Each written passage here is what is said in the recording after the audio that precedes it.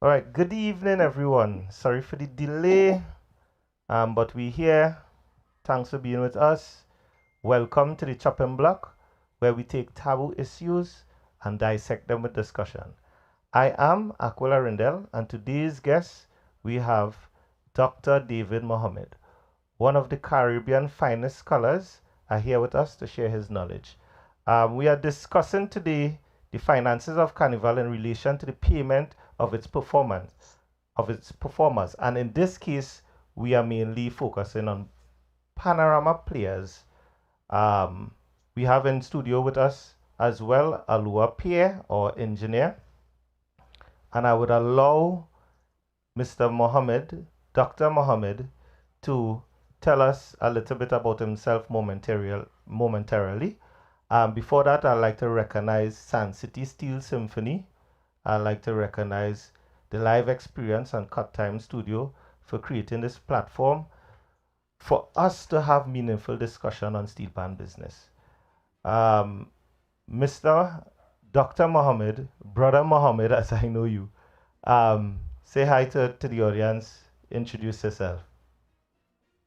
Greetings, everyone. First of all, it's a pleasure to have the opportunity to share some thoughts on this very important topic. And of course, I mean, there's a lot to say about background, but we'll just talk about the present. We are currently running a number of programs at our organization headquarters, which is the Kwame Ture Education Center. In 2015, our organization acquired 3/4 of an acre of land from the state. And with our own hands and with the finances that we raised, we constructed the Kwame Ture Education Center, the Black Agenda Project building. And we're currently doing a number of free CSEC classes in maths, English, literature, business, accounts, social studies, human and social biology, and study skills. We also have Black history, Black studies classes, and a number of other workshops, seminars, lectures, group meetings there. But our major focus is on the youth, on the young people. And we believe that if we could pass on intergenerationally the empowerment knowledge to our younger generation, then we would have really done our entire community a great service by preparing those among the young generation for the future. So, in addition to that imparting of knowledge or education as a form of empowerment, it's also very important that we emphasize the importance of the culture as well. And this is where, of course, the steel pan will come in because culture is a vehicle through which knowledge can be transported or transmitted from one generation to another. Culture is also a means by which, or an instrument through which the culture can be used actively in a vibrant manner to facilitate conversations about the empowerment process. Because as we would speak over the next hour or so, um, the history of the pan, the steel pan, calypso music, by extension, soca music, and all of our what has become known as entertainment art forms. The genesis from the circumstances from which they came have all been very important teaching moments about the empowerment of us as a people. So I say all of that to say our heavy emphasis is on our youth, and it's important that our youth have a knowledge of their history and their culture. Brother Mohammed, um, you are among many things. You are a musician as well. Give us a little background on that. Right. Well, I mean, as a child, I started taking piano lessons, but I was never really interested much. I was never inspired. Of course, I love the piano. I love music, but I was never really inspired by the piano as an instrument. So I got to grade 2 on piano, but I taught myself the guitar, started playing guitar at age 12. And I mean, I really became inspired with guitar. So much so that at one point, if I did not divert into education as I did, I would have probably went maybe full time into being a musician. Um, in London, England, I was part of a couple of theatre productions and music projects in the early days. Uh, and, my love for guitar led me to, of course, begin producing my own music. And for my radio programs over the last 20 years, all of the theme music has been my own music. And today I'm still, I don't think I could yet call myself a collector of guitars, but I have three acoustic guitars, I have two bass guitars, and I have about 8 or 9 electric guitars, including two 7-string 24 fret electric guitars. So I intend to start a collection of guitars at some point, but I still do produce music.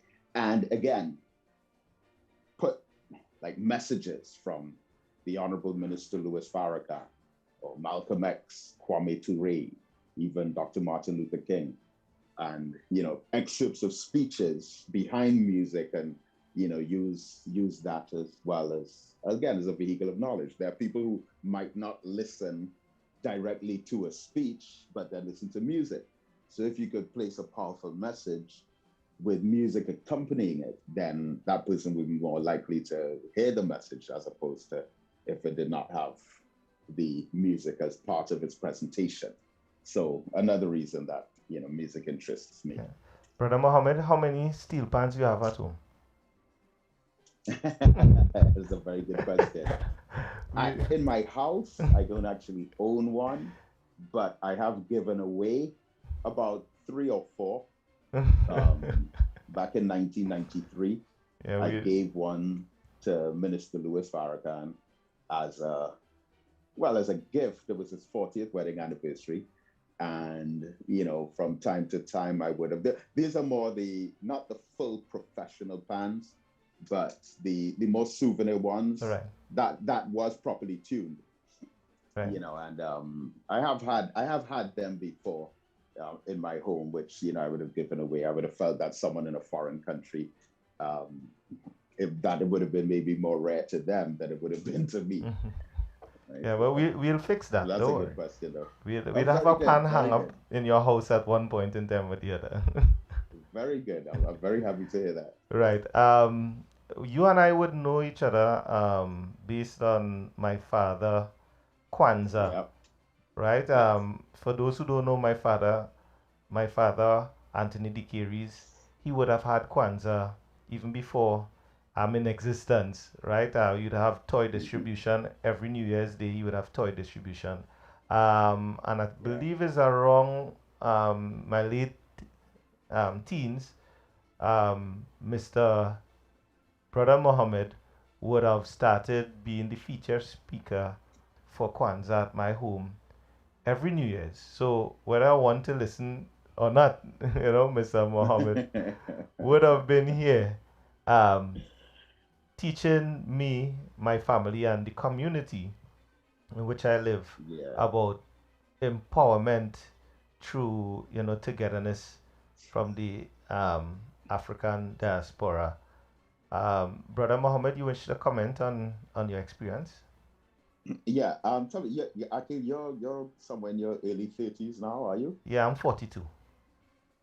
Oh, Yeah, people okay. actually. Well, yeah, well, you would have been a teenager at the time when I would have first been invited down there, which, if I remember correctly, I think it would have been somewhere around 1998, 97, 98. And I would have been down there every year from 1998 up to, well, the year before the COVID, with the exception of no more than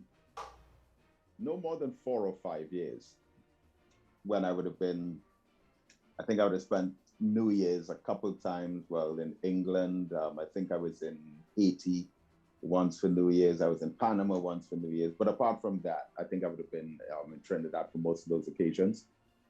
I wouldn't have missed more than 2 or 3, in fact. Yeah. And Yeah, I mean, your father, Brother Anthony de Carries, has for many years in this country, since 1972, has single-handedly flown the flag of Kwanzaa and educated the public. Um, of course, from that time, in between that time to now, there have been a number of other Kwanzaa events. But without a doubt, Brother Anthony de Carries has been the pioneer in Kwanzaa in Trinidad and Tobago, but not just in being the first to consistently host it, but the longevity of the celebrations. I mean, you're talking about going on 5 full decades. That's not easy. You know, there are few people you could find in this country committed to a cause like that for more than 1 decade, Hmm. but 5 straight decades of relentlessly and continuously and consistently teaching every year on these 7 principles of Kwanzaa. And again, getting the young people involved, which is a very important factor of it. Um, History will be very, very, very kind to your father. I am eternally grateful to him for the opportunity to share those thoughts each year and coming down there. And yeah, I mean, I really look forward to the resumption of such because it would have been just 1 year we would have missed, right? That would have been 2020. Yeah, so 2019 we would have still not had the lockdown as yet. Mhm. Um, but I really look forward to the restrictions being lifted in full and us returning to a schedule like that to continue that great work. Right. What during one of those lectures for one of the Yeah. years, I can't remember which one of the years, I would have Mhm. heard you speak about Carnival and the finances and who are the people who profit and Yeah. mention in that discussion why it is such a big deal for Panman to get $1,000. And Hmm. persons wouldn't have connected the dots in terms of why I would have invited you today at this program to speak Right. on this. And now I'm connecting the dots now that I've heard you on this topic already, and I was so impressed that I know that I think that Mm. the pan audience needs to hear these stats Yeah. and need to be aware what their value are. Mhm. So without further ado, take it away with little Right. or no interruption from me. Before you go on, it have a lot of people on the live already. Akinola Senan, Kelly Richardson, Oh, we have lovely, Anna lovely. Arrindell, we have Patrick Joe, we have Stephen Mohammed, we have Slavik Steele, and we have Robert Hernandez. Welcome everybody. Welcome Mm. on the inside. So Wow. take it That's away. that's a very that's a very esteemed audience. All right. So the commentary that I would have made on that particular topic would have been centered around one sample year that was selected by the CSO, the Central Statistical Office, regarding carnival economics. And based on their 2017 statistics, that they stated that carnival visitors, this represents only a fraction of the amount of finance that's generated for carnival. The visitors spend approximately $334 million. That is done between a 3 week period.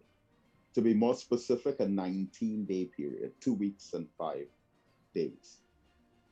So you have 37,000 tourists coming to Trinidad between this 3 week period. On those 37,000 tourists collectively spend $334 million collectively, which amounts to just about $8,950 per head. on average.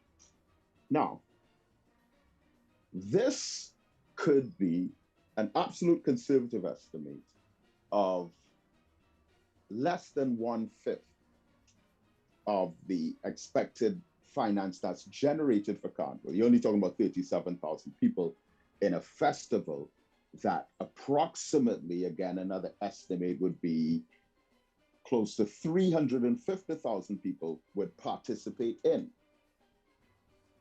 So we're looking at least a minimum of $1.2 billion spent during the Carnival season.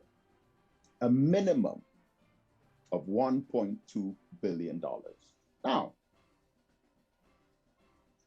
putting a bookmark there, this is our national festival.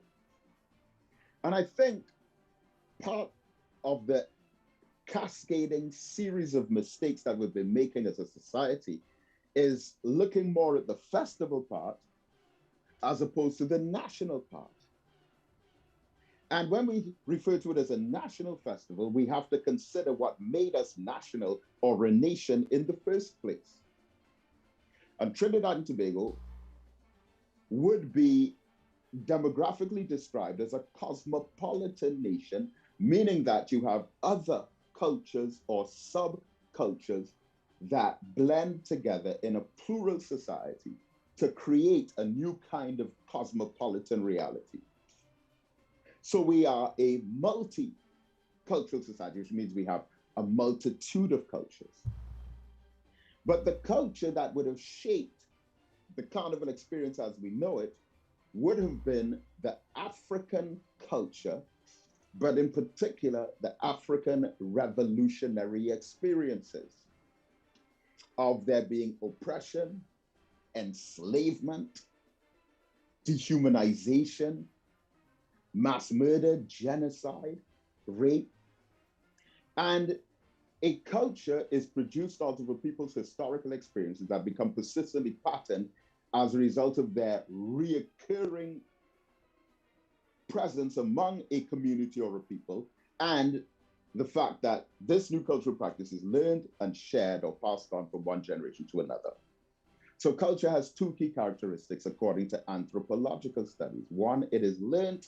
Two, it is shared. It is intergenerational as well as intragenerational. So any human behavior that becomes archived, normalized, made into a tradition, learned by the following generation, and then incorporated into the behavioral patterns of the people, and then passed on to future generations, any patterns of human behavior that fit that description is culture. Entertainment is only a small part of what culture is. But culture is a way of life, which includes our food, our music, our literature, our art, our style of dress, and our traditions, how we communicate with each other, our language, and the expressions of that language. So Carnival came out of African culture. And I'll fast forward from the Canberlay coming up to the 1880s, where our first carnival featured African drums. August 1st, 1838, August 1st, 1839, August 1st, 1840, August 1st, 1841, where we would have our carnival, which at the time wasn't called Carnival, it was called Canboulay. And because of the fear that the Europeans had for how our culture can empower us. You see, on Wednesday evening, I intend to do a presentation on the situation in Haiti. And one of the reasons that the white plantation owners feared African culture so much was because of the Haitian Revolution. In Haiti, they did not understand the culture of the people, and they saw it as a vehicle of empowerment to those people who ended up carrying out the most explosive and dynamic revolution to establish an independent nation in all of recent human history. And so because of that constant fear for African empowerment of a people towards revolution, and they saw the same kind of potency in the cultural expressions in Trinidad. In the 1880s, around the Canberra riots, they decided to ban the African drum. And when they banned the African drum, of course, we went into the bamboo patch and created the tambu bamboo as a percussion instrument. And this is largely considered to be the forerunner of the steel pan. But the logical assumption is, that if the African drum was not banned, then there would have not been the invention of the tambu bamboo. If there had not been the invention of the tambu bamboo as a percussion instrument with varying pitches, that the steel pan would not have been invented, at least not at the time that it was. And if there was no fear on the part of white people for African culture, then the African drum wouldn't have been banned in the first place, which triggered off, of course, the responses in the tambu bamboo and the steel pan. So that history right there must be preserved, archived, placed in a curriculum, and passed on through that learning syllabus to the next generations. But if we are just learning the pan as an instrument without understanding the background from within which it was born culturally, then we'll be missing a major part of the experience of that instrument and the privilege of us having it as a national instrument, and we'll be missing a major part of our culture.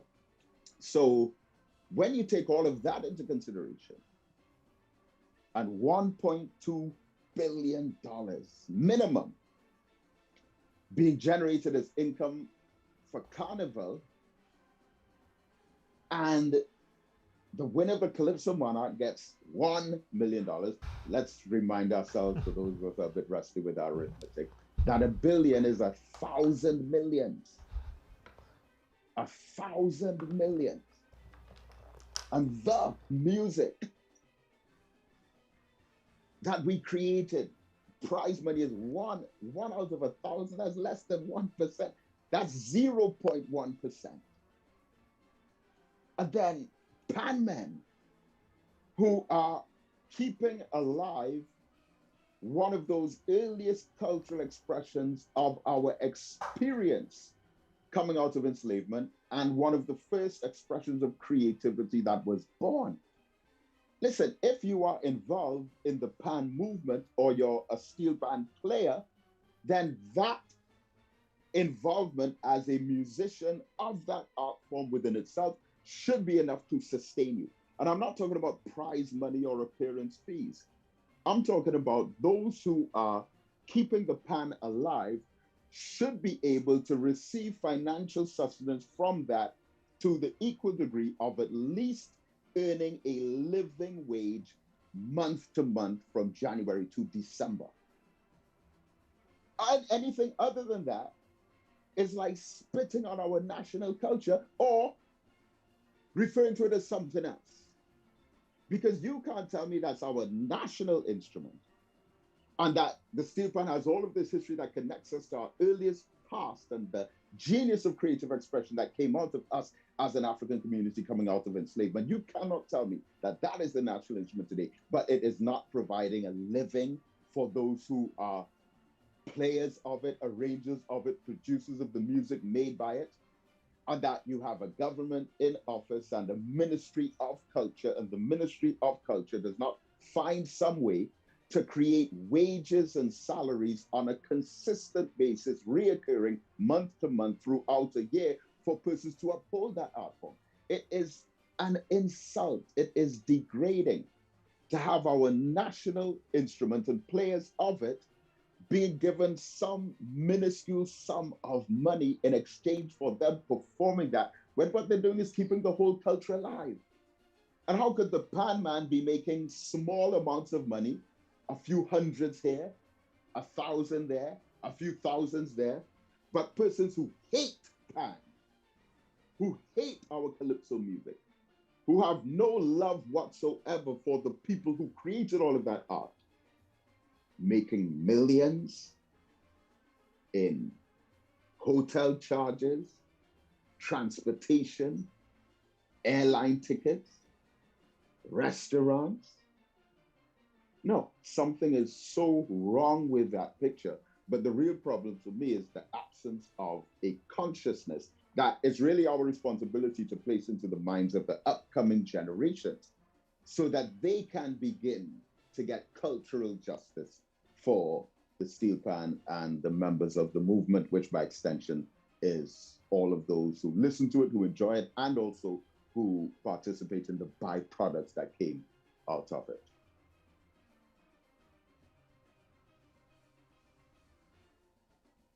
And those are my opening thoughts. All right, good.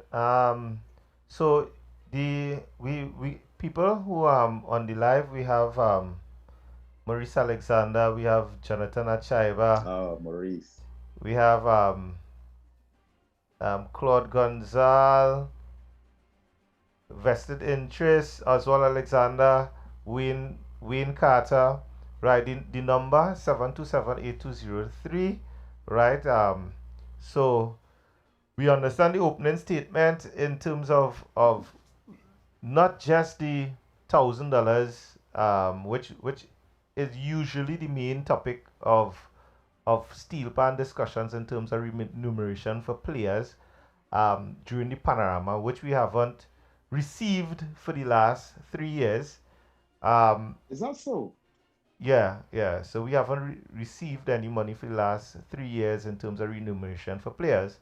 Um, you are saying that beyond that, we should be looking at more sustainable ways of being compensated throughout the year as we make a living um, from the instrument itself, the steel pan, because of the culture and because of where it come from.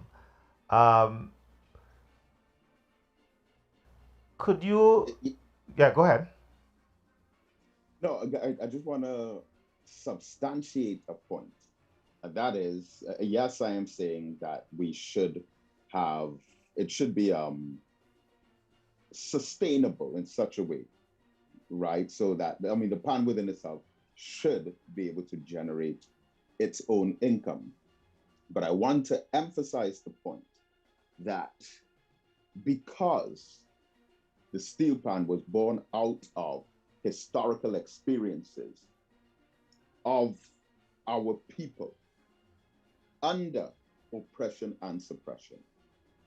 And hence it became part of our national culture. In addition to the fact that it should be self sustaining, the more important point to me is that the state, the government by extension, must do all that it can to preserve such an important expression of our culture, even if that entails funding it, subsidizing it, sponsoring it, or establishing institutions for the intergenerational transfer of knowledge of it from one generation to the next.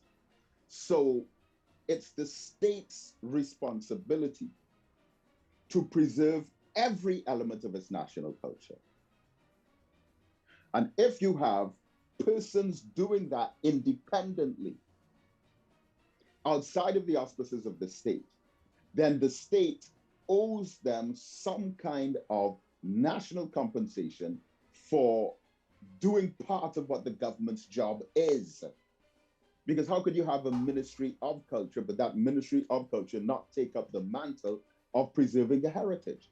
But if you have individual citizens involved in whatever occupation or profession have taken up that mantle independently, then it's the state's responsibility to subsidize them. Look at it from the most basic, simple analogy.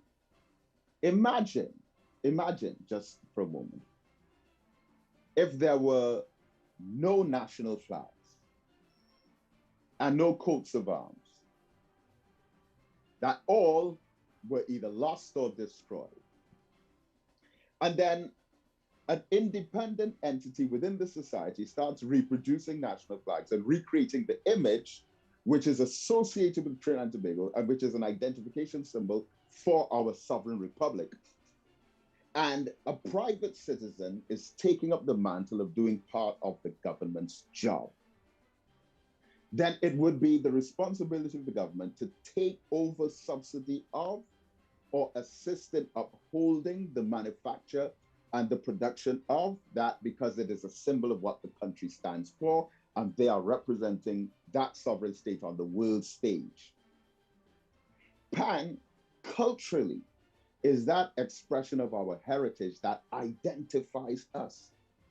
And if the state is not on their own taking up the mantle of ensuring that the knowledge of this, the practice of this, and the learning of it is passed on from one generation to another, but you have citizens who are doing that, then those citizens are automatically coming under the responsibility of the employment of the state. But for some reason, we don't see it like this. And one of the reasons that we don't see it like this is because of the lack of consciousness in it. And I want to make, I just want to make one last point on this. I have an article here entitled Carnival Economics, Prosperity or Just Entertainment. Now, bear with me on this, it's not long. This was in the Newsday newspaper, January 20th, 2018. It says, January is a month where many people find themselves carefully assessing their personal financial situation. It causes many to reconsider their spending patterns for the next few months to come, but it also has many reviewing in retrospect their spending during the last few previous months.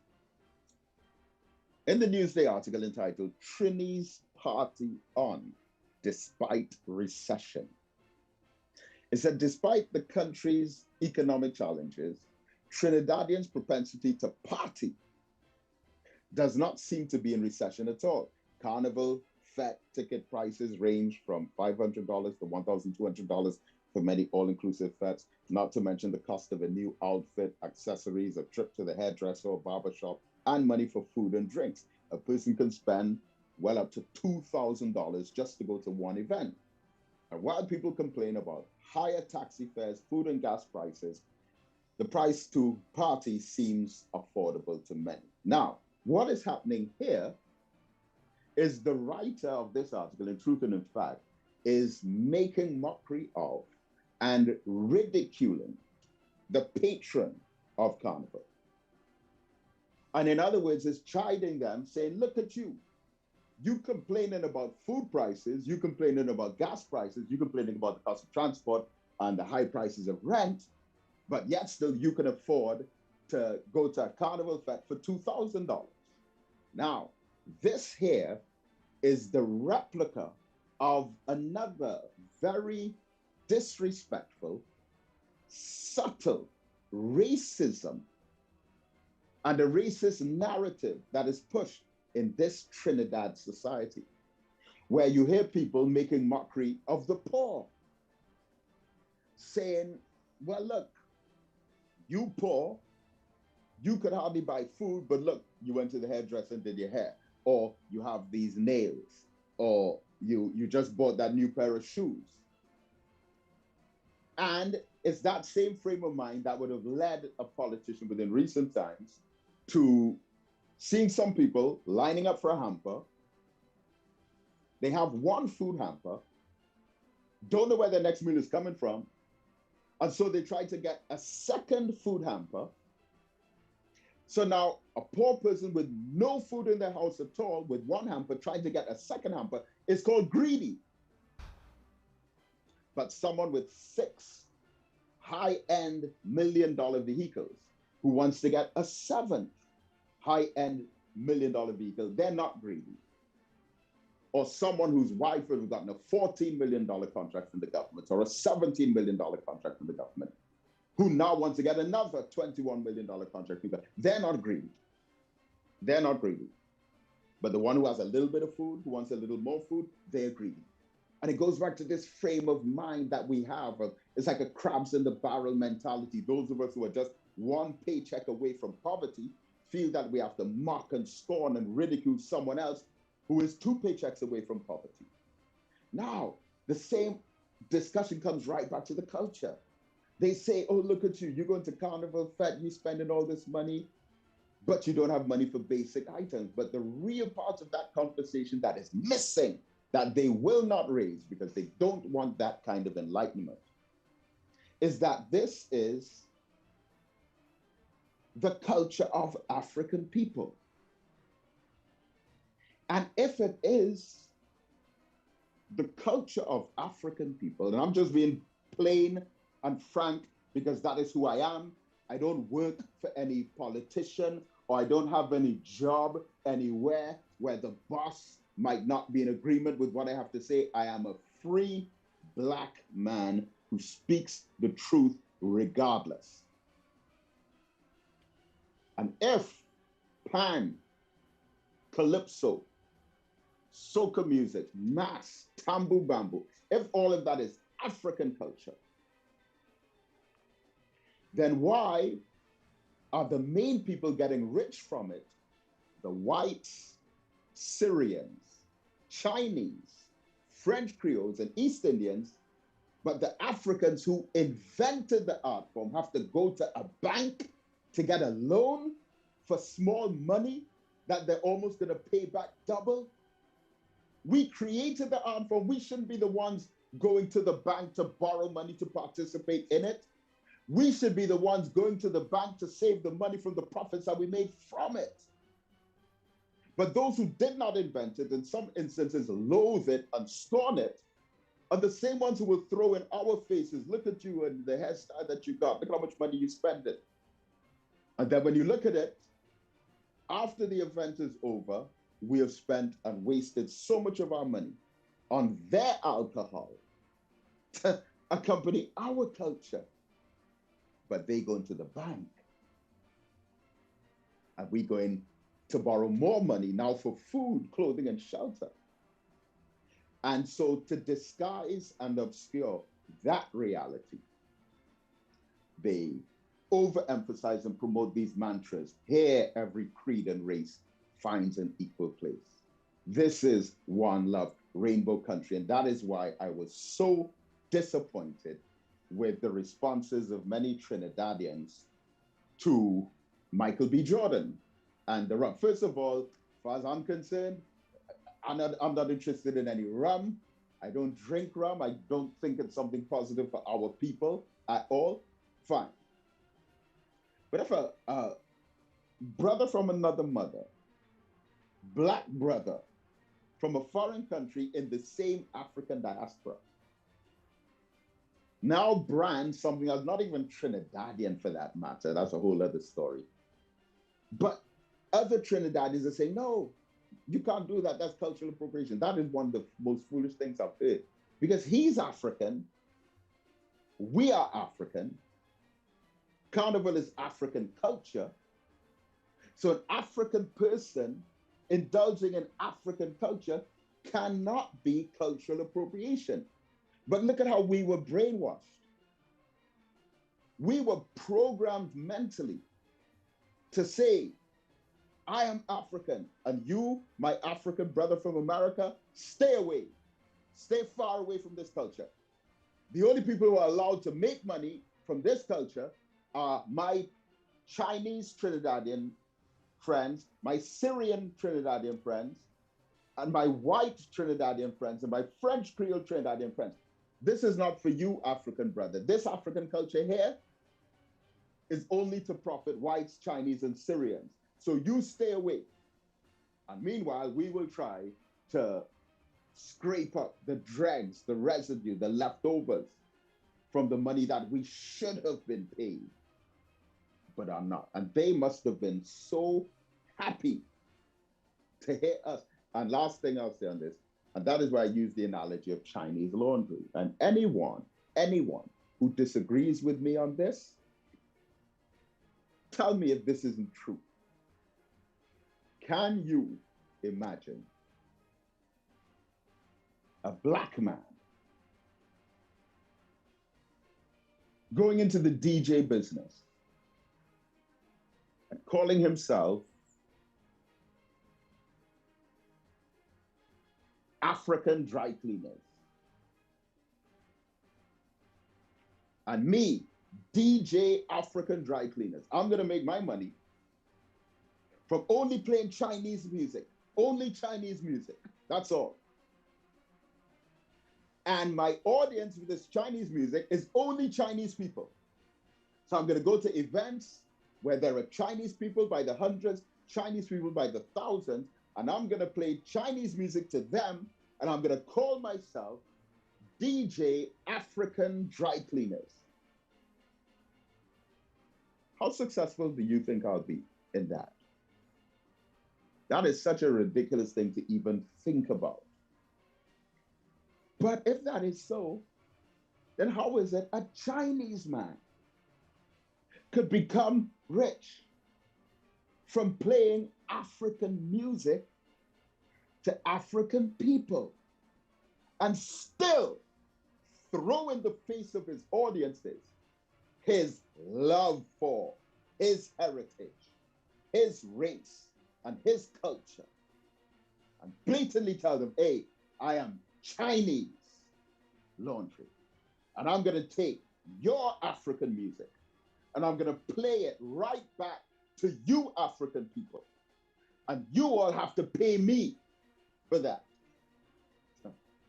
Well, sad to say, we are the only ones, and it's not Chinese laundry's fault, but any race, any ethnic group, any community can take African culture, market it, and sell it back to us, because we African people are so divided, we're going to stand up and defend that against our own prosperity. And I believe that is part of why the conversation in support of the Parliament has been so silent as well, especially from our politicians.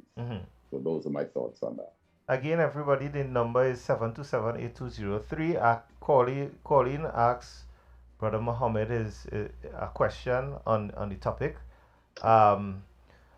What you may not know as well, Brother Mohammed, is that for the past, I could say 15 to 20 years, pan sites have not gotten proper remuneration as well. You said we haven't had a raised in prize money or raised in appearance fee. Well, this year we had something looking like a raise, but it's just a play. It's just tricks with numbers, because you, as I explained in a video before, you would have paid, or you would have had an allocation for a medium band at $90,000, which is 90 players at $1,000.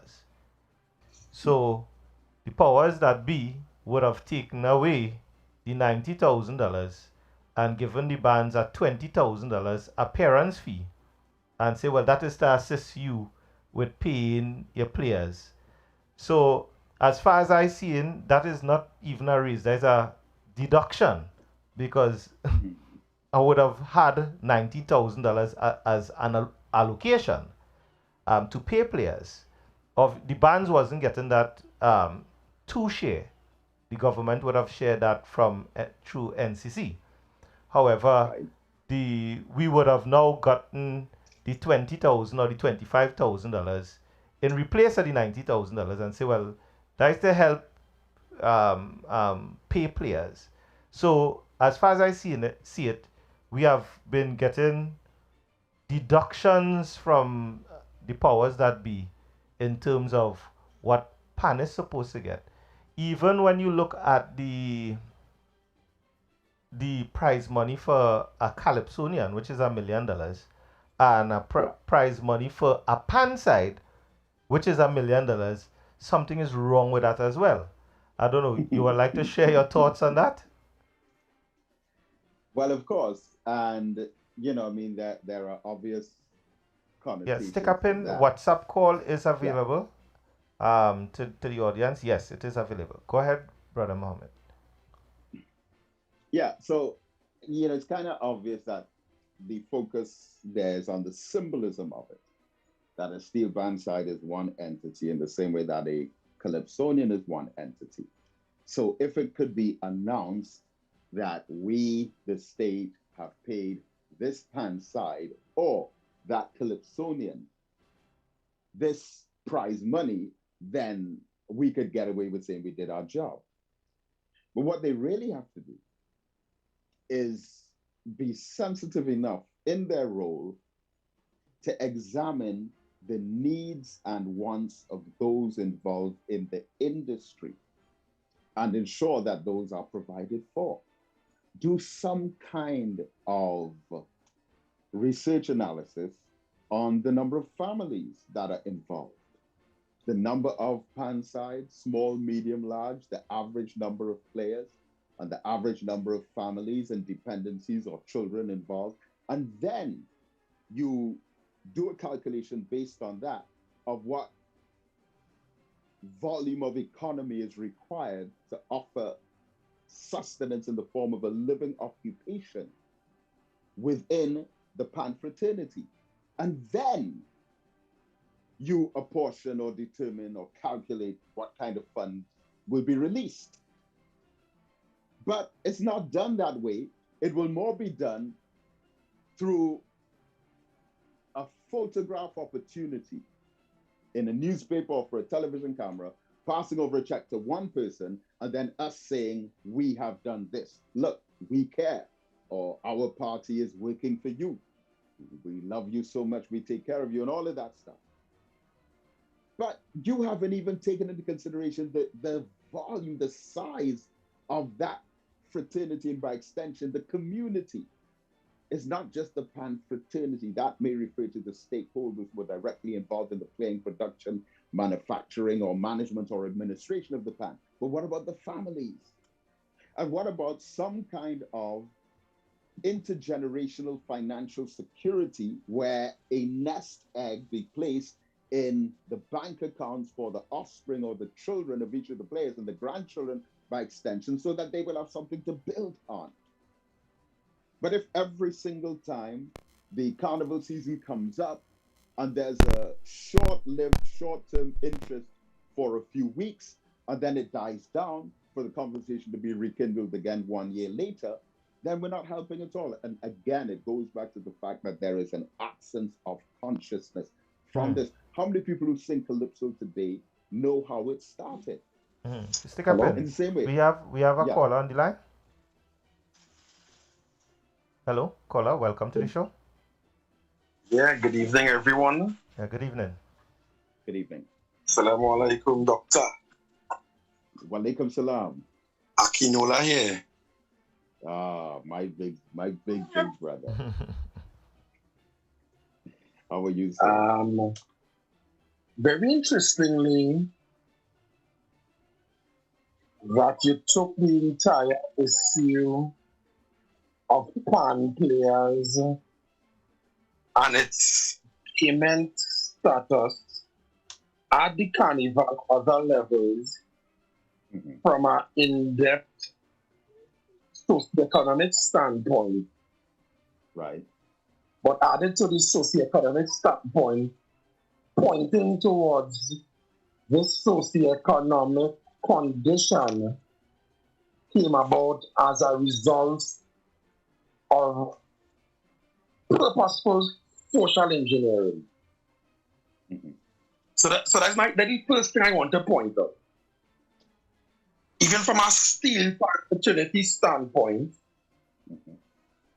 if you have a leadership that's supposed to be shunning or allowing for the correction of this economic issue, if you have a leadership that does not acknowledge the root of this problem from that debt, you're going to be spinning top in mud. If your thinking is just about bad maths and your thinking is just about a good negotiation didn't happen at a specific table, and you're not seeing it from the root cause, from the root problem, that is social engineering, you're going to be spinning top in mud because you're going to be missing it, man. And the powers that be is going to make a joke out of it. And I think the steel band fraternity, while I'm saying, a lot of brothers may have had good intentions. I think that in-depth understanding of such analysis, would have been definitely missing. And that kind of awareness really wasn't present. I mean, as I'm looking at some of the comments, somebody said, I thought he's supposed to be talking about the players getting money. What are you really talking about? I said, oh my goodness. And I said, he talked about the players getting money. That analysis has to do with players getting money. And but his comment was basically a representation of where I think a large body of the steel pan fraternity is. So that is one comment. The second thing would lie in, I think we have all from the inception been this Protestant type entity, coming from the drum, that drum that they were afraid of and they banned, that identity or that rehumanization that was fostering out of the drum and caused them to ban the drum because they didn't want to see the return of the African man as in the African man in the Western Hemisphere. And I think that same person, that same system that is afraid of the drum is the same system that is the same throne that exists today.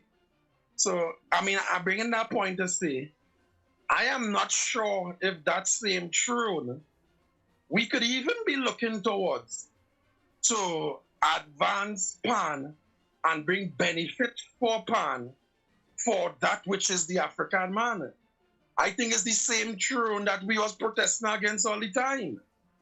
And I think until we get an aware leadership and a governance structure and that able to implement processes that have an in-depth understanding of all these things, and of course have got the guts to do so as well. And a lot of things would be mere words in the wind. So that's my contribution. Good evening to everyone. Salamu alaikum, my beloved brother and teacher and elder and everything else. Akinola, before you leave, you and I would have been in a meeting recently with somebody in leadership position. And one of the comments that the person made was, but look how much money we put into pan already. Basically, paraphrasing, right? Wow. And we didn't get no returns for it. Returns. What your thought of that comment? Well, yeah, well, definitely. I mean, the person that was in leadership position, I mean, in all fairness to him as a single individual, he has a point. From that one-dimensional standpoint, he has a point. I mean, I still want to say that he isn't the throne, and with his sincere heart, even wanting to move certain things at a certain place, he does not represent the throne in itself. But I still want to say he has a point. And definitely, the point he's speaking to, will also come from a lack of awareness. I mean, I strongly believe, and I stand strong by that, steel pan is that mechanism that is able to bring economic freedom. One of the mechanisms that could bring economic freedom to us here in the West, among the diaspora. Steel pan in itself stands as that tool. And if you don't see it in that in-depth way, as a means to bring economic diversification, you could think steel pan is a thing that merely allows you a trip to go to London and to go and stay in a nice hotel and to play the fool and to buy Jeep and all them things. You could think it's that now. You could think it's that thing that you just used to buy extra pants for your girl. You know that way. So in all fairness, he had a very strong point, and that strong point, points towards a high level of unawareness internally amongst us as Steel Pan people. Mm-hmm. Mm-hmm. Mm-hmm. The based on Mr. Dr. Mohammed's opening statement in terms of the investing into steel band by leaders, saying that we don't get the returns. I mean, it speaks for itself based on the numbers. As far as Brother Aquil, yeah, go ahead. Can I just yes, sorry, no, go ahead, sorry. To something there? No, you go ahead. Okay, I'm not sure if it was a question or anything. No. I really appreciate those remarks. But in reference to let's say the first $1 billion that is spent for Carnival, right? And 37,000. And excuse me, stick up in. Akinola, listen off air and call back. All right, Mr. Mohammed. Yeah. Yeah. Okay. So let's say those 37,000 people who come to Trinidad for Carnival, right? If calypso music did not exist and pan did not exist, was never invented, and the Canbele Festival, which has now been rebranded as Carnival, if that did not exist, how many out of those 37,000 would have still come to Trinidad? That's a rhetorical question. And secondly, for the first $1 billion that is made, of those who spent that first $1 billion, how many of them would have come to Trinidad? Or let's look at pan specifically. How many of them would have been attracted to Trinidad by the pan? Because Trinidad is known basically overseas as the land of calypso, steel pan, and limbo. That is our international branding. And in addition to that, there have been some individual ambassadors such as Dwight York, Brian Lara, Penny Kamiziong, Wendy Fitzwilliam, who have been brand ambassadors. But our culture is marketed as calypso, not even soca, calypso, steel pan, and limbo. And for those of us who may want to trivialize limbo dancing, limbo dancing as a concept it's a massive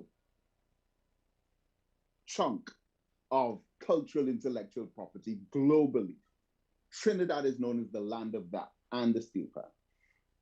All right, so if that is the case, and $1.2 billion is spent during Carnival, how do you go about calculating exactly the proportion of that finances that would have been reaped in by pan? It would have at least been somewhere between maybe 8 to 15%. And 8 to 15% of over $1 billion, you're talking about hundreds of millions, well over $100 million. Okay, so is $100 million divided up among pan players? See, that is how we have to look at it, and not with this disrespectful, condescending way, as if I'm doing you a favor by giving you a check, or that we are doing you this big favor that you have to be eternally grateful to us for by handing out some money for pan. No, you are the ones who should be thanking us for keeping the flag flying, keeping the culture rich and strong, and keeping our heritage being passed on intergenerationally. Right. So we have to thank you for a check, but you not thanking us for that massive role that we're taking in the global identification of the country. You cannot put a price tag on that. Mm-hmm. Mm-hmm. And it goes back to the knowledge. And I want to say respectfully, last thing, want to say respectfully to the person who said, well, I thought we were supposed to be talking about pan men getting money. You see, that's part of the problem there, because we're just looking at it as us getting money without presenting the foundational case for why there should not just be some money given, but there should be a perpetual stream of finances into the pan industry for it to become self-sustaining, or that it's an occupation, it's treated like a profession, and it has persons employed in it who are also not pan players, but who are administrators, managers, department heads, supervisors, cultural ambassadors, representatives of the art form, artists, as in drawing and designing graphics, to promote. This should be, you talk about a whole industry. And to the person who raised that concern, I want to draw the example of the Caroni lands. Our former beloved Prime Minister, Patrick Manning, sometime in 2007, revealed a plan to give out the Caroni lands. Okay, we're going to give out the Caroni lands. Caroli 1975 is collapsed, or whatever term you want to use. So we're going to give out the Caroni lands.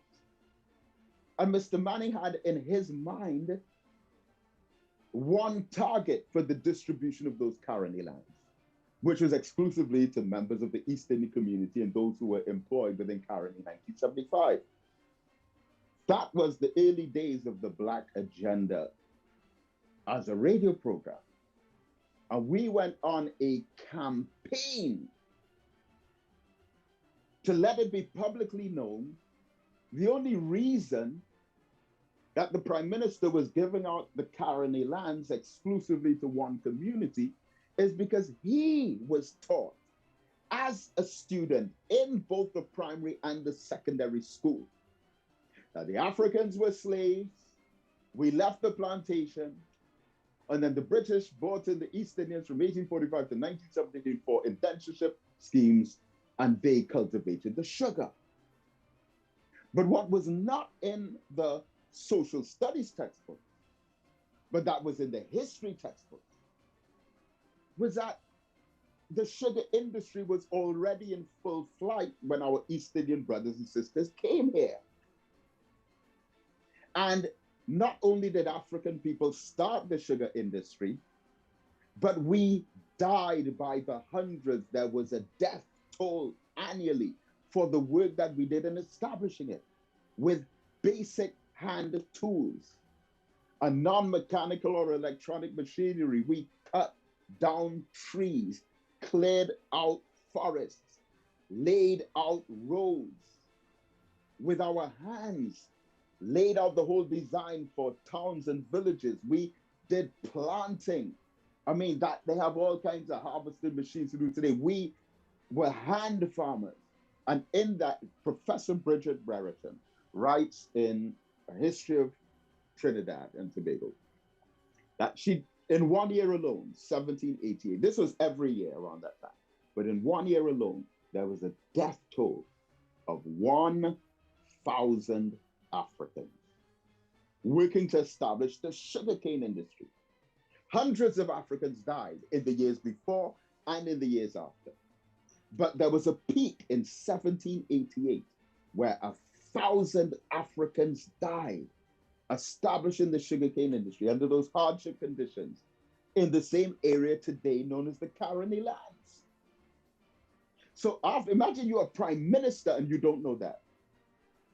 So based on his lack of knowledge, he made a political decision to distribute these lands to one group of people. But when he got the knowledge, oh, you mean that Africans started the sugarcane industry?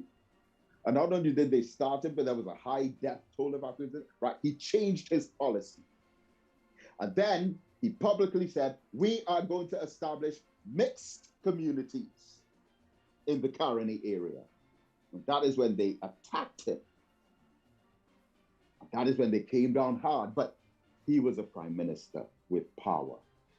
At first, he made a decision on a subject of which there was no knowledge. When he got the knowledge, he redirected the allocation of those resources to the tune of hundreds of millions of dollars.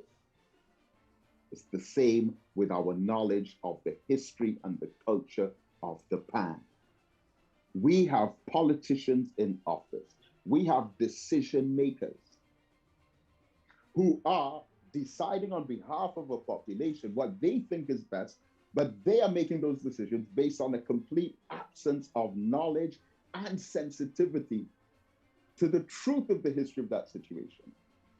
So it is conversations like this that can transfer the empowerment knowledge so that when decisions have to be made, we can be better informed instead of just looking at the end level of the discussion about us wanting more money. This is a holistic, coordinated approach to seeking our objectives.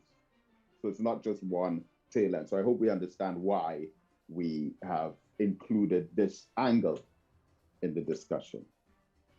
Thank you. Again, the number is 727-8203. Call in and ask Brother Mohammed. I seeing we have a lot of persons on again. We have Gerard Mendez on the inside, an executive member of Panchin Bego, right? We have a lot of comments from Claude. We have Aman here as well. Good evening, and welcome to all. Right?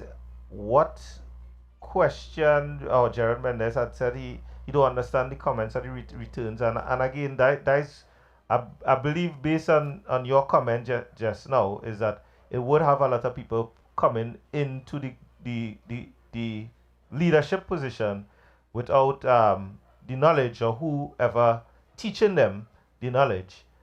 They not getting a full in-depth information of what had happened and why the decision that they're making is thinking. We have a caller on the inside. Caller, good night. Welcome to the Chopping Block. Good evening. Good evening. Assalamu alaikum to Brother David. This is Maurice Alaikum salam. Hey Maurice, how you doing, man? To the listeners as well and to the live. Aquil, yeah, Maurice. Special good evening to you, brother. Yeah, man. I want to begin by literally saying to you, things like these, brother, is necessary, it's needed, and I really want to congratulate you and hope that you continue, going down these roads in terms of empowering the minds of the people. And I'm glad that we have Brother David online here this evening.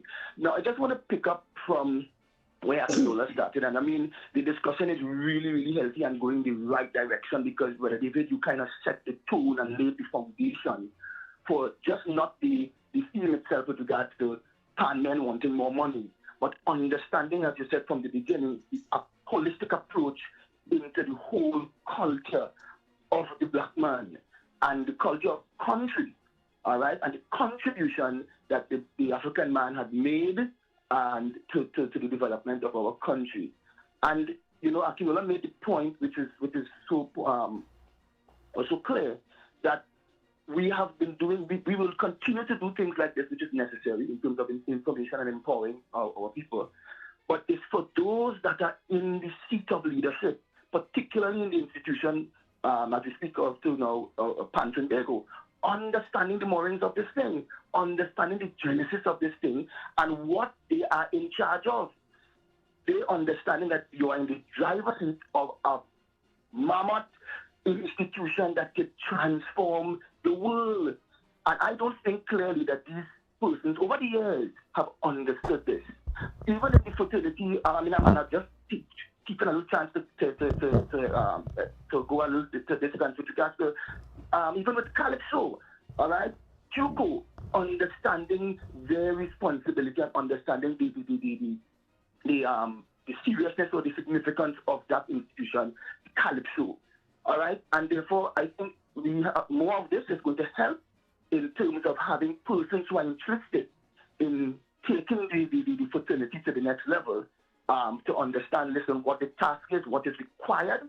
And even, and I want to make this point too, Brother David, you made the point clearly that particularly those in political leadership of the governance of the country, understanding their role as to their contribution or support towards culture. And I take a different spin in terms of to comment that I am of the full belief, I believe these politicians, so to speak, they are aware, but you see, the thing is, who stands whose dance they're dancing to, with the drum that is beating, to which dance they are dancing to. And because you see, the people who have been in leadership positions are persons that came from the very moorings of society. They too, in some instance, cultivated the word culture, all right, at different times in political leadership positions over the years. And they know that. But the question is, when they're sitting in that driver's seat now, it's who they are singing for, whose supper they're singing for. And therefore, I think what we have to understand as a people, and I particularly what is now directed to the pan fraternity, us as musicians, us as the fraternity, understand what it is we are involved in, understand the significance of it, and continue banding together, because that's the next problem that we have. Let's not fail to accept that. The disunity amongst us as a fraternity.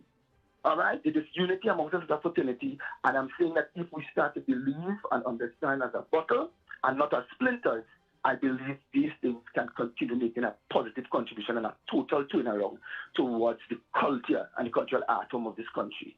Thank you very much, gentlemen. Thank you, Brother Maurice. There's Maurice Alexander. Somebody was asking who's the caller. Maurice Alexander. He was very impressed with his comment. Again, the number is 727-8203. Brother Mohammed is 20%. Yeah, me $20,000. Yeah, sorry, my bad. $20 million is what, around $21 million is what was allocated to Panchenbago this year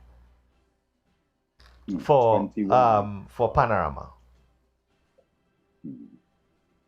Right? And that is, again, that's less than 1% of, that's less than 1%. That's less than 0.5% of an industry that is at least, I would say, almost 20% of the cultural identification of the country. Maybe more. Yeah. Stick up in. We have a caller on the inside. Welcome to the chopping block. Hello, good afternoon. I'm Aquil Gerard Mendez. Yeah, Mr. Mendez.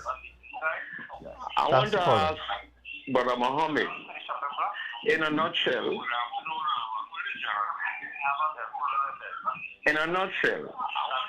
Yeah. Getting a feedback. in a nutshell, I don't know if you could do it in a nutshell. Mr. Mendez, the radio, step away from the radio or the computer because we get a feedback. Yeah, I don't know if you could do it in a nutshell, but I want to ask him holistically how he see the role of the Panyard in the development of the community and the country holistically, and the role of the Panyard. And the reason why I chose to ask this question, because I think the current pandemic has exposed a lot of the youthfulness that the government and even Panchenbago didn't see in terms of the role that the Panyard could play in the development and service of the community and the country. I want to ask Thank you, Mr. Mendez. Thank you very much. Executive Member Panchenbago, Brother Mohammed. Yeah. Very good question, because the whole idea of the Panyard, which is largely a pejorated term, just like the term, sorry about that, folks. Yeah, just like the term Calypso tent, it's a pejorated term. Even stick fighting Gael, these are terms that were used. I'm sorry about that. A call keeps coming in. I hope it's not interfering too much. Yeah, so these are terms that were used to literally describe the scenario or forum that evolved. And now a tent, we know what a tent is, literally speaking, but a tent, of course, can now be made out of concrete and steel.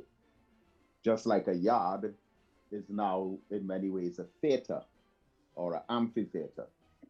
So the idea of the Panyard was a haven through which mandatory rites of passage can be carried out for the younger generations into the adolescent years, into early adulthood, because the learning of pan is not just seen as the learning of a musical instrument, but it is the absorption of a necessary part of the culture to share in the experience of the past of those who were at the forefront of a cultural revolution back then. How else can I, in the year 2021, let's say as a child or a young person, connect with the cultural revolution of the early 1800s, except I learned part of that pan experience in what is called a pan yard, which now again might be an amphitheater.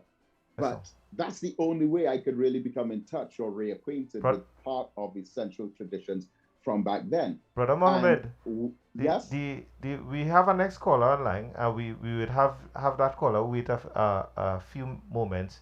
However, I wanted to swing this question back into why pan people is supposed to be compensated through the learning process of the panyard and what the panyard does for the community as a whole, and that bringing in that income to Trinidad, and not only income but also the social structure and all the other benefits.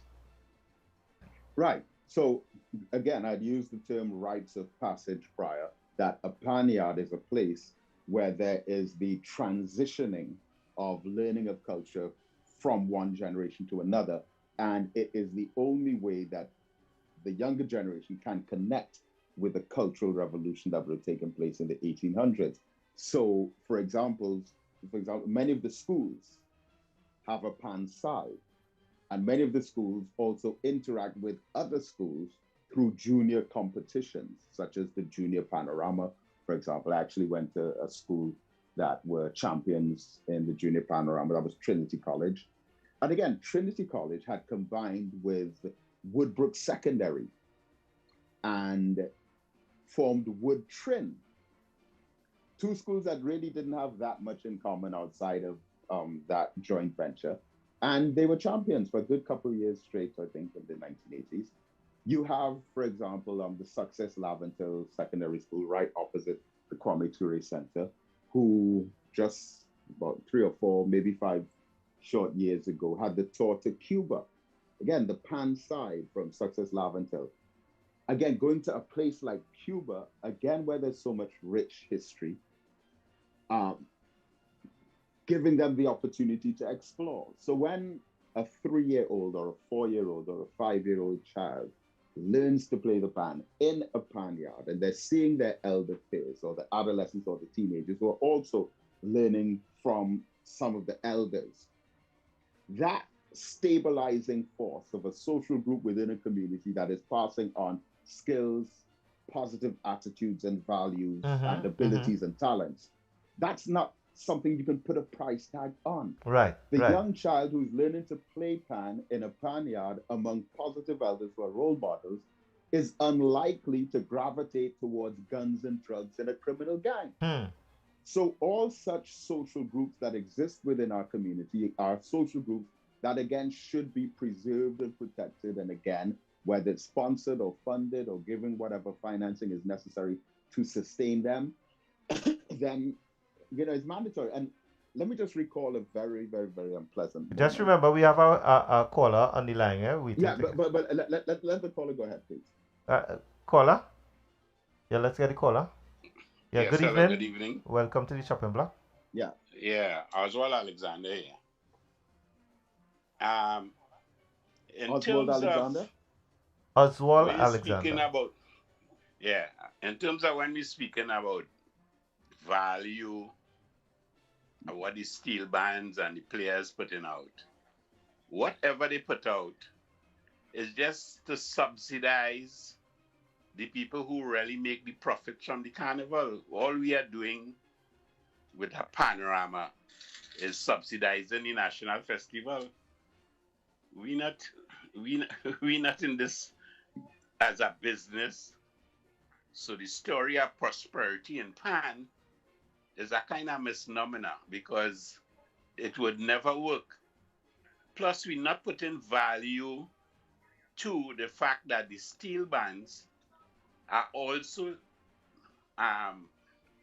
taking the kids out negative criminal activity and keeping them involved in a positive activity, which helps in the National Security Ministry in the trust to keep down crime. So the people are losing twice. They're losing when they go to the festival and increase the money coming into the nation, and they're also losing out when they keep the kids out of criminal activity, and they're not getting any returns from that either. So we're losing twice until that is really taken into account. $28,000 to keep a prisoner in prison.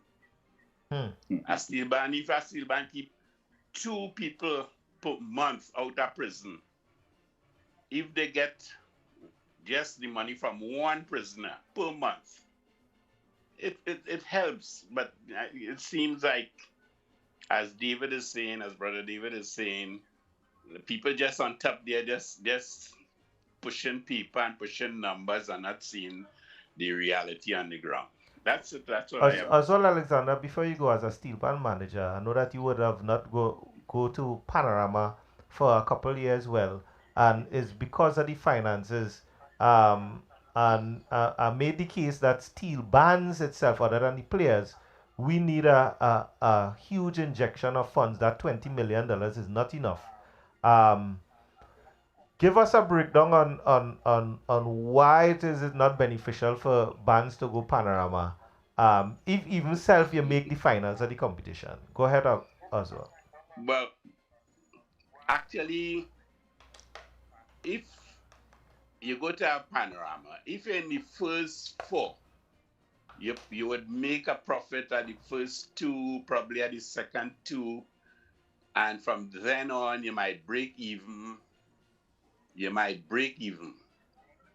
Or even be owing after the festival is done. The people who sell the beer, the roti, pick up bottles, they all make a profit. So the steel band takes all this effort, days of practice, get all these stands and then clean. So they have to get paint, they have to get t-shirts. Yes, stick up in there as well. Give me figures, right? Let me say the lowest price in Panorama small band category is $100,000. How that $100,000? $100,000 high. Right. So if you're in the finals, if in the last 5, it would probably take you about $140,000 or more. Let's say 140 to 160 to get to that finals looking good, sounding good. So actually you're coming out of that finals with a negative bank account. So I don't see Panorama really as anything that the band's just doing what no other businessman would do. Investing in something. That's like playing the lotto. Going Panorama is like playing the lotto, playing or whatever, playway or some kind of thing. It's like a gamble. And it's a very expensive gamble. Be it that the Panorama is a very electric event and all of that, and people enjoy it. But the steel band and them most suffer after Panorama. And then people wonder why some bands don't be practicing during the years, because they expend all the resources at that point in time. So they don't have resources. If you burn out yourself in a 3-month period or a 2-month period, how you have to how to try and go back in your hole, get some resources and come back out. Because you're at a deficit now. You as the steel bands itself, you're at a deficit. Right. Right. Sometimes you're hiding from the man you borrow money from the hardware, the neighborhood hardware. You're owing him for paint. You might take drinks and refreshments somewhere else, so you're owing for that. So you're trying to hide and you're trying, you know what I mean? So it cannot work. It just cannot work with this format that we pursuing, we Also, have to find a new way to engage the uh, powers that be so that they see the value of the steel band and the whole scheme and the everyday life of the nation, and seeing the value the steel band brings in keeping people in positive activity. Mr. Alexander, Yes. you're also part of a movement called the Concerned Individuals Japan, which Dean Gunston was a huge advocate for steel band players to be paid. Right. That's prior to his he being in office. Could you give Right. us a little insights on the Concerned Individuals Japan and that movement towards steel band players being paid and that representation? Well, it started actually with the United um, Pan Players Movement, and that was a short-lived kind of um, impromptu thing that we had going, trying to get payments for players, and that moved over. People incorporated into CIP, and CIP was about the same thing that Pan Players, that $1,000, which actually represented probably about $2 an hour for practice and performances. It actually ended up with the amount of hours a pan player spent in the pan yard. He was actually getting back about $2 and some cents um, On every hour. value on every hour that he spent. So that's not really it's not even, really even a good stipend, you know. I say it was just a stop a hole. Even though some like younger players that really they look forward to the $1,000 that they might buy school books or what have you. But I don't know what went wrong, because at meetings we asked about players getting paid, and we were told they cannot play players. I remember Michael Macano put forward the idea that since the money was reduced by about 25%, all monies should have been reduced by 25%, meaning prize money would have been reduced by 25%, and pan players' money would have been reduced by 25%. Right. So So we would have been equally feeling the brunt. Everybody would have. everybody would have shared part of the the hardship. Mhm. But the decision was taken not to play players and pay bands. And I heard you mention that there was a uptick in the appearance fee, and that was supposed to be posed as they give you additional money, when actually that represented a downgrade in the amount of money that was coming to your band. So let's say, like you said, your band was getting, for medium band, you was getting 80,000, which doesn't really go to the band, but it helps the band in terms that the band doesn't have to find that money to keep these players engaged, right? Mhm. So that $1,000 was helping your band to be better prepared. Now they give you 20,000, so you lose 70,000. Mhm. So in the wide scheme of things, players has lost $70,000 in in in The last 3 years. in the last 3 years. Well, in matter of Yeah. fact, not the last 3 years, because the 2 years prior to that, they didn't get anything at all. So it didn't Well, have yeah. even So it had the could have twenty been more thousand than dollars, that, because you could remember, right? and there was a $500 somewhere Yeah, that and they that never got. wasn't played as well, paid as well. Yeah. So in the wide scheme of things, I think players actually came out with the worst of it. Mhm.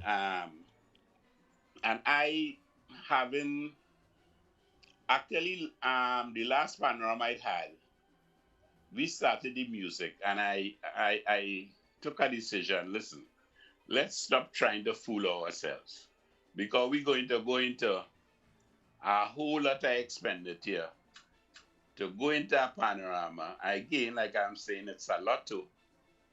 I mean, you're going to win, but it's a lot too actually. Anything could And we're happen. talking about New Tunes, a band who won national panorama when it Of course we did. Of didn't course we have did. small, medium, and large. A No, band it who didn't have won, small.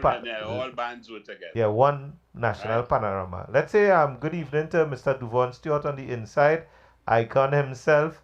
He's saying, Brother Mohammed, I love you, bad, bad, bad, bad, bad. So thanks, Oh, I see. Duvon. Yeah, Duvon is hanging out with my friend Ashton Craig out in California there, man. Yeah. Seen playing some So, pan. so as well, so let's get some thoughts in from Mr. Mohammed based on the things that you just said, yeah, Mr. Yeah, Mohammed. yeah, sure. Yeah, sure. All right. Yeah, I mean, Thanks. I'm listening and being educated. I am in total agreement, and this is something that the key word that's coming to mind and thinking on the subject is expansion. Expansion. Um, the average Trinidadian should be more connected with the pan fraternity in general. Every single school should have some kind of either direct lessons, possession of the instruments, opportunities for learning, or at least the incorporation in the social studies syllabus or curriculum into understanding the importance of it. It's only from that foundation that, again, the final pursuit of increased amounts of money, it won't come in a trade union style approach, but it would come from a broadening, a deepening, a widening, an expansion of the appreciation that the national collective has for the national instrument. And I think if we don't appreciate that and believe that the trade union type approach is the only answer or the only solution, then I don't think we will truly get Yeah, well, what is it required. it probably has been unsuccessful so far, but I don't even know if our leaders in Pan Trinbago have took that approach at all as to gather our members and say, well, listen, if we don't get X, Y, and Z, we are not doing this because pan player is just as important as anything else. I don't know why we haven't took that approach. My observation on the steel band movement is that we are very docile these days. It's surprisingly because I would have been one of the persons coming from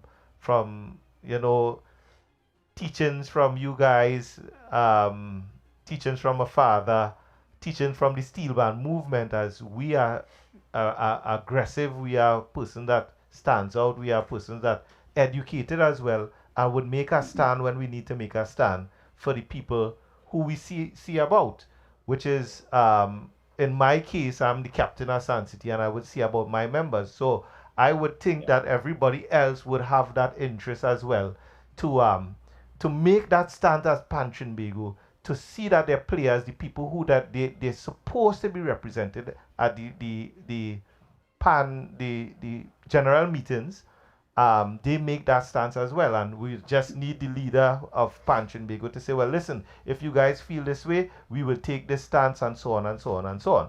I haven't seen that in any big way. There's a very small, the CIP, very small number of people who make that stance until at some point in time, myself as well say, well, listen, let's see how far it will go, and we at a point now. I would be speaking to a lot of band leaders who sat in the same meetings and didn't say anything, that really feeling the brunt of it now because the players are asking them or demanding from them that they want payment. You understand? So they now have that payment to pay without the money which would have come from the government, and it having steel band in a real tough position at this point in time. We have Duvon Stewart on the line. Let's take Duvon Stewart. Welcome, welcome, welcome, my big brother in pan. Yeah, Good night to everybody back in Trinidad and Tobago, man. Good night. First of all, I want to wish the guest that you have on the program, Mr. David Mohammed. Bro, I must congratulate you. You have been an inspiration in your words, in your thoughts, and your ideology in what you brought forth this afternoon. I was on the program. I was listening attentively in your delivery of speech, and I want to congratulate you for your input. But in continuity, we want to see if you can be of an influence in a more dominant way to the steel pan movement, not just steel pan alone, but the cultural diaspora of Trinidad and Tobago. The words and views of Duvon Stewart on this program here is only my opinion. I'm going to start off by saying that for me, the steel pan idea was created by accident. It started back from in the beginning after World War II and coming to the age where Panorama started in the 1960s, early 1960s. Then Trinbago was formed in 1971. And well, long before that, but yeah, the ideology behind the instrument was not really thought out to the point where it could have been a self-sustainable business, that the instrument and the people that play the instrument can be respected as musicians back in Trinidad and Tobago. I am speaking from a point of view where I have gone through the ranks as a player, as a steel band player, as a soloist, and now I'm an arranger for BPTT Renegades. Again, the views that I speak is only of Duvon Stewart. First to begin, our instrument is not respected the way how we are supposed to be respected across the board, where we are considered musicians with respect. Trinbago at the end of the day was formed in 1971, and we're in the year 2021, which makes it 50 years. And for me, this whole pandemic has made me think that this thing that we are involved in is so monotonous that we may be able to come out of the pandemic, and what we were doing before 2020, we will continue doing it beyond the beginning of the new time when the pandemic is over. Understand what I'm saying? We are to hold ourselves accountable for the mistakes that we have been making over the years and ask ourselves, where can we start anew, fresh again? There is time. There is time to make it happen. There is time to make it happen. First to begin, that $1,000 for Panmen after Panorama, for me, is a disrespect. It is a disrespect. The governments of Trinidad and Tobago, being it present, being it past, and the future governments of Trinidad and Tobago, see the steel pan as part of the fork of the cultural fraternity of Trinidad and Tobago, with Mass and Calypso involved, to produce an event called Carnival, to institute and to cooperate these three entities together to create a big revenue to the economical growth of Trinidad and Tobago. By extension, we are used as slaves and mules in this whole cycle to create and to bring in money to run the government of Trinidad and Tobago on a yearly basis. We only see ourselves appreciated at the end of December and to the beginning of March because they want that event to take place. They want this event Carnival to take place. In the earlys when Panama was taking place, I don't know who the leaders were at the point in time. I'm willing to learn. Again, I'm standing to be corrected. But there was not a longevity vision to make this business become a viable business that we can market this product globally that Trinidad and Tobago could call themselves the mega heavyweights of this. Because as you look at it right now, the only thing that we can say that we have at our strong point is Panorama. Everything is Panorama, Panorama, Panorama. And the government taking it as use them, bleed them, take it out, drive it out of them. Because you know why? We could give the organization 35 million, 30 million, 25 million, and we go run an event. Blood, sweat, and tears coming out of it. And at the end of the day, the product is being delivered. But then again, too, everybody might feel happy in the element that a band win, a band come second, a band come third, a band come on the road, a band come on stage. But when we think in the longevity of it, is it really a viable business for the steel pan men and women to really accept $1,000 where they claim to say that this instrument is our national instrument? When we talking national instrument, we talking national pride, we talking national dignity. Because when we leave this country here, we go out there, we advertise ourselves as being gospel speakers of the instrument through the cultural fraternity. We receive more respect outside of Trinidad and Tobago, outside of Panorama. But yet still we come back home and we rush ourselves to get ourselves ready for Panorama, to get ourselves in line for $1,000 stipend.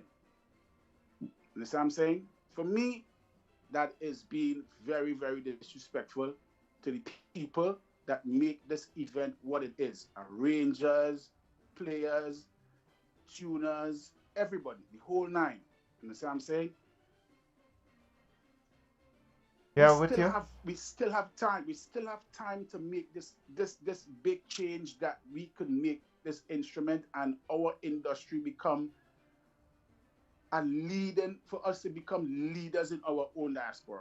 Because right now we still following, we still following because right now we waiting for election to take place and a new executive may come in or the present executive may get back the spot and it is just about the small vision that we have in front of us. Panorama, Panorama, Panorama, stipend, stipend, stipend.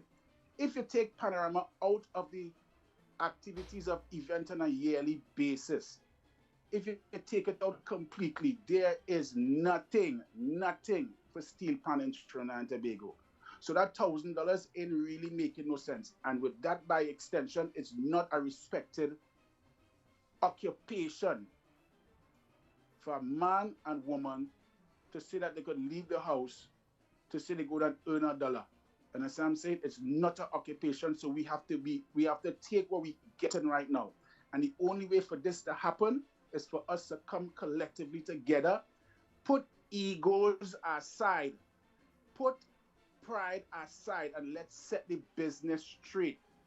And as I'm saying, R&B making it, African Cuban music making it, French West Indies music making it, but we still, at the end of the day, we fighting amongst ourselves where we just always concentrate on Panorama and the $1,000 stipend. I was part of a revolution in 2015 to boycott Panorama because at the end of the day, the executive that was in charge at the point in time, they receive a lucrative salary or a stipend every single month to produce one event.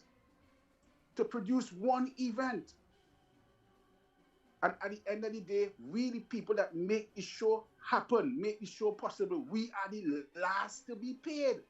We are the last people to be paid. Again, the views and comments that I make is only of Duvon Stewart. Don't tie renegades in this. Don't tie panelists. Don't tie any band that I worked with in the past. A part of what I am saying, I'm speaking about Duvon Stewart and the hurt and the pain that I feel every day, seeing that what we have to go through to be looking forward to see that Panorama become a successful entity, a successful product. We still have time to dot the I's and to cross the T's into making it happen. And it all begins by asking ourselves in the mirror, what can we do to change to make this thing better? Don't wait until 3 months before election to come and tell me you want to start this committee and you want to start this and you want to start this and you want to start that. These things supposed to be implemented when you go into office. And the problem that we have in this whole steel pan fraternity and in Trinidad and Tobago is structure. We have a problem with structure. And as I'm saying, people like to start one thing, the duration of time in office, and at the end of the day, they may be re-elected, they may be voted out, and if they are being voted out, the next administration do not continue the process that was started from before. So we have a whole cancer building, and it was building from in the past president, from the past president, from the past president. And we always trying to single out Panorama as the key for the go forward. There's much more than Panorama to enjoy. There's much more than $1,000 empire to study about. When you look at the flip side of it, Andy Norrell don't depend on Panorama to make his name where he is today. If Renegades are talking for Renegades now, if Renegades is to leave Panorama today, tomorrow, the band will be successful because they create an empire within the whole circle. The way how Trinbago have the vision, thinking of how bands are. How much bands in Trinidad and Tobago have an active website to market the product, to market the band, to advertise the band on a big scale? So we're waiting until Panorama to do a band, to bring a band on stage from a player to get $1,000. That is petty, small thinking.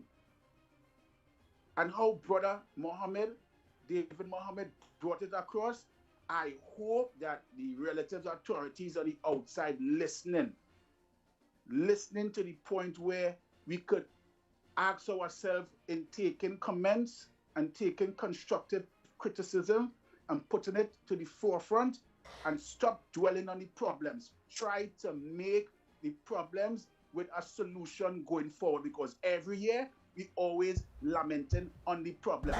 And it's a growing cancer that we can't kill, and we will never kill it until we come together. We will never kill it until I don't want to take over the whole show, but I have so much to say. But brother David Mohammed, I appreciate you. I respect you. I love you. I like your ideology behind this whole situation that we is talking about, the whole history of it. Man, you are just a pillar of knowledge, and may God continue to bless you immensely. And I hope that you make it to the point where you can connect with brother Aquil Arrindell and will come on board, because we need heads like you. It don't necessarily mean for somebody to be in pan to run pan. Understand what I'm saying? Because FIFA is an organization making money. It have corruption in it. The word corruption is in the dictionary. It will happen, but yet still, the entity is $1 million entity. Football was born and created in England, but yet still England is not the ruler of football. The FIFA office is in Switzerland. The president of FIFA never played football in his life yet. Never played football in his life yet. We don't have to believe that we here in Trinidad and Tobago running the governing body of Steel Pan, the president had to come from Trinidad and Tobago. There's so much countries all over the world with pan in it. All over the world with pan in it. How many steel band associations is connected to Trinbago in Trinidad and Tobago? The portfolios and the positions that the officers have in Trinbago, how much do they just due diligence in organizing and doing the roles that they are set out to do? PROs, they go to different countries, England, France, Japan, Australia, Oman, America, Canada, all over pan. But we only here studying about Panorama and the $1,000 for the pan, man. It makes no sense. We're just showing how small-minded we are. We need to come out. We need to come out. Thank you, brother. We need to come out. I just, Brother Riley King, I just use FIFA as an example. I just use it as an example. But we can incorporate our own instrument, our own fraternity, and make it $1 million empire, which starts from the top. We had to make the thing be respected from the top. Whatever the top filter down to the bottom is what going to cause the whole thing to be cancerous year in, year out. Year in, year out. Aquil, bless up. I love your program. Brother David Mohammed, love you. Love Thank you. you. Love Thank you, you. You brother. too, my brother. Stay up. You too. Everybody, Devon, blessed big respect to you all the time, man. You know, you're always on the point, on point with what you're saying. I mean, we, I recognize most of the times, nearly all of the times, you're speaking at a point of love for the movement, and you know, continue the good work over you on your side as well, and keep the flag flying. Brother Mohammed. Yeah. As we, I imagine, begin to wind Yes. down, I want to locate the problem in part of the history of the steel pan. And I hope I wasn't interrupted there. A call just came. Sorry about that. No, you're good. Yeah. So as I was making the point earlier, pan is part of our art form, our cultural art form. And I mean, of course, Winston Spree Simon is largely credited by some as inventing the pan, but you really can't, the position that I take on this is you cannot say who created the steel pan in the same way that you cannot say who invented the African drum. Who invented the drum? I mean, that's just in our nature. That's just in our culture. That came out of us as a community. I say with pride that the address of the Kwame Ture Center is the corner of Priscalands Road and Old St. Joseph Road. But Old St. Joseph Road has recently been renamed to Bertie Marshall Boulevard. And of course, Bertie Marshall is credited with creating the double tenor pan, as Spree Simon is credited creating the tenor pan and so on. But we spoke about the tambu bamboo. And in 1935, according to some of the history from Gordon Roller, from Hollis Liverpool, and others, you had the Gonzales Tambu Bamboo Band. And the Gonzales Tambu Bamboo Band in 1935 introduced a bass pan. And then in 1936, a man by the name of Alexander Ford established the Alexander's Ragtime Band, which, according to the available history that we have, that was, if not one of the first officially assembled steel bands. And then in 1937, we had the first steel band competition, of which Alexander Ford's band, or the Alexander Ragtime Band, won. And of course, from that time to over the next couple of decades, you had the evolution of a number of different types of pans: guitar pan, cello pan, the double tenors, the mezzo soprano, and you know, the incorporation of a number of musical concepts into the pan. But in 1951, which was a turning point, Spree Simon was invited to teach on contract pan as a musical instrument in Africa. This is at the University of Ghana and Nigeria. So Winston Spree Simon was contracted by the University of Ghana and Nigeria because of Africa's fascination with a reinvention of one of their musical instruments that we applied additional cultural creativity to and created something completely different, which Africa on the university level took an interest in. And then it was around that same time that TASPO was formed, the Trinidad All Percussion Steel Orchestra. where 24 pan players were assembled. In fact, the head of the group was a St. Lucian, Lieutenant Griffith.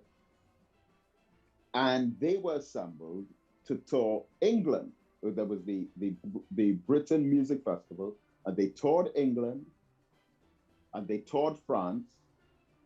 So here you have Spree Simon in Nigeria and Ghana, Taspo in England and France, and the white people coming out to hear pan. And they're like, wow, this is an amazing instrument. All up to this time, pan men were not allowed to join the Trinidad Musicians Association. Because as far as the board of the Trinidad Musicians Association were concerned, pan was not a proper musical instrument. But when the white people fell in love with it, and then we came back to Trinidad, and the people in charge of the Trinidad Music Association were in love with the white people more than they were in love with the pan, they decided to permit members of the pan fraternity to join. And then, of course, in 1963, Panorama was rebranded. And up to that time, up to 1963, again, look at it in context. The prize money for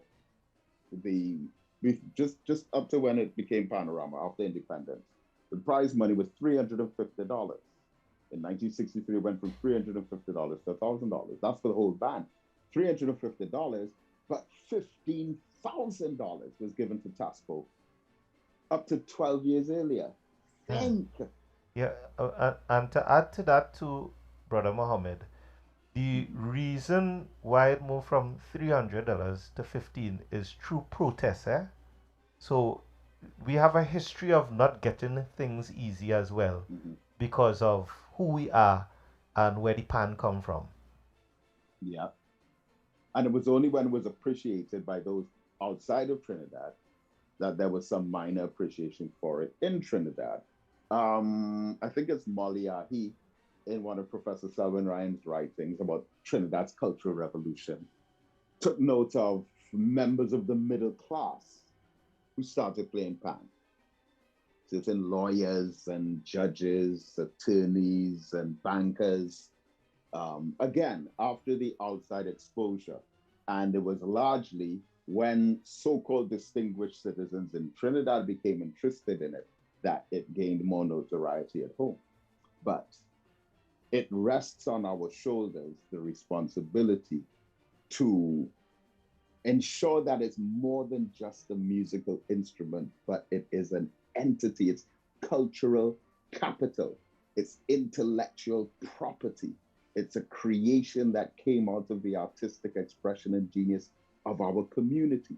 And then the fact that all of these things are the truth about the instrument increases its value. And if the value of the instrument can be increased in our minds through education about it, then clearly the payments due or owed to those who play it would also naturally be increased. And so it's, I think, a pursuit that must be ongoing. And I think we need to upgrade our conversations about the pan and really highlight the kind of contribution it makes to the cultural identity of Trinidad and Tobago, which is part of the attracting factors that bring people here in the first place to spend billions of dollars. So it's a claim that we have to stake to ensure that it gets the recognition that it deserves, and by extension of the recognition, that the pan players can be given their just due financially in compensation for being ambassadors of the art form. And with that being said, I think that this is exactly why we created this forum, because we have no forum, and let me just say no forum, because of recently we would have Duvon Stewart having a forum and a Rangers Corner, but we needed forums such as these to have that intelligent conversation, to have the conversation beyond we ain't get paid and we need that money, and you know, so the angle that you took it, I hope that the powers that be, the president of Pan Trinbago the ministers, and so on and so on and so on. We could have that kind of intelligent conversation and that type of angle where we could put a new value to the steel pan man, the what it does for Panorama. We have a caller coming in there. What pan do for Panorama? We have a caller. Aloha? We have a caller. Yeah. What pan does for Panorama in terms of monetary value, and what the steel band does for us in terms of a society, right? Brother Mohammed, Yep. thank you for being here. Thank you. We have some other persons just to point out. We have Mr. Patrick on the line. We had Mr. Riley at some point. We have Byron, Alpha Byron. We have Duvon. We have Leslie and Mr. Barry Manette as well. Riley King, Ralph Sobers. Shout out to you guys. Thank you guys for being on board. Thanks for everybody being here. We have a caller. We'll take the last caller here. King, Ralph Sobers. So, caller, welcome.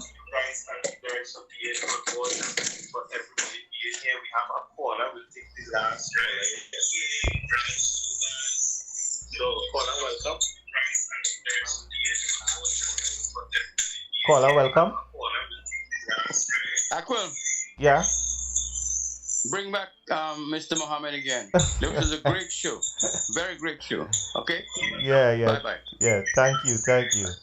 Right, so I think that based on the comments here, it started a little rough with Brother Mohammed, where people wanted to know why we going in this depth and thing, but it came full circle, and I think everybody understand why we took the angle that we took.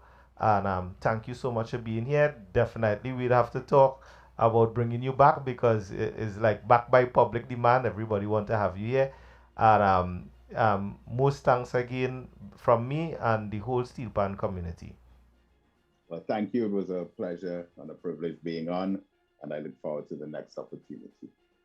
All right. To the viewers, thanks everybody. Thanks for being here.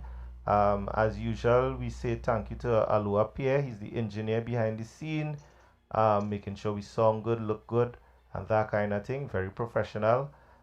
Thank you, Aloha, for being who you are. We like to thank our guests. We like to thank our audience. We like to thank Cut Time Studio. We do photography, videography, and audio right at the studio here. This is the facility, Sun City Steel Symphony, for making me the musician that I am, creating this platform, creating everything that's surrounding that Sun City would be the genesis, the root of all of this. And then we have the Live Experience, which is a band that I manage. We have conventional bands, meaning conventional instruments, brass, bass, keyboards, and so on. And we have a few singers. We have one song on YouTube, Spotify, that kind of thing. We like you guys to go and support it. Is Asia Richardson, Brighter Days, right? We'll be soon launching our label and launching some other songs, 5-6 songs, before the August holidays is over, right? So that's just a few additional information. So until next time, stay blessed, stay safe, and stay alive.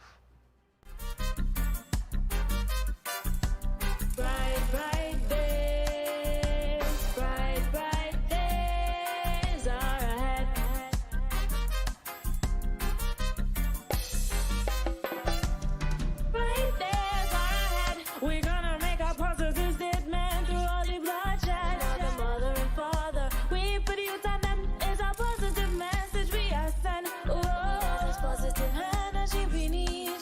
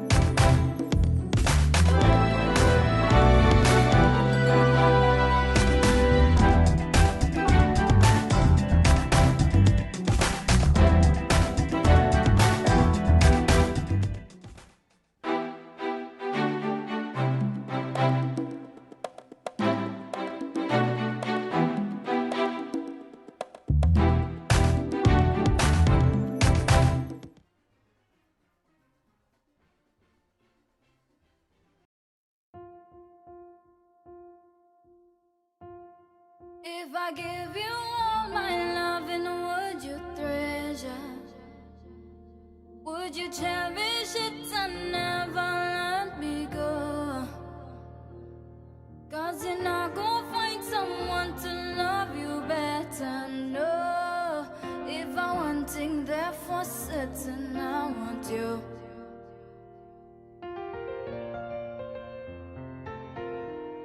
Well, you know, they say love breaks all barriers. Na-na, hey, hey. All of my property, all of my money, oh, it don't mean anything if I don't have you.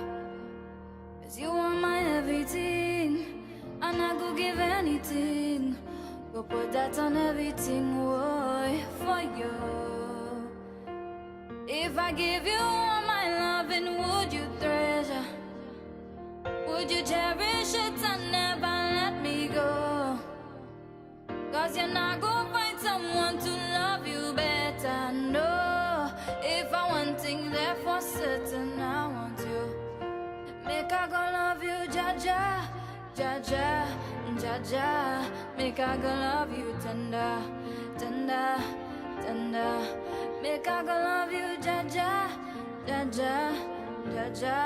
Make I go love you, tender, tender, oh. Tender, my love in eternal, eternally, eternally, eternally. I love you for eternity, oh. Oh, my love in eternal, eternally, eternally, eternally. I love you for eternity, oh. I swim the deepest ocean, show my devotion, yeah. You know, set me open like a window, my love. I go all out for you. You know, set me feel you, baby. That body, they good, oh. Nah, nah. If I give you all my loving, would you treasure? Would you cherish it and never let me go? 'Cause you're not gonna find someone to love you better, no. If I want things there for certain, I want you. Make I go love you, Jaja, Jaja, Jaja. Make I go love you, tender, tender, tender. Make I go love you, Jaja, Jaja, Jaja. Make I go love you, tender, tender, oh. Tender, you give me plenty, plenty love. You give me plenty, plenty love.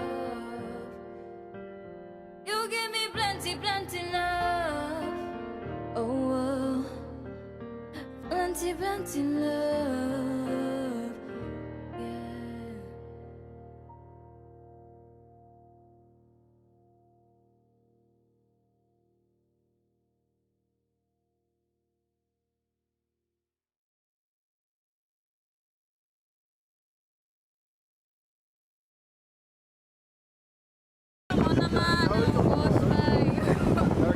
You know, I'll be so tense. Yeah, yeah. Ready? I'm going to play now. Hey, hey, keep your face in the light.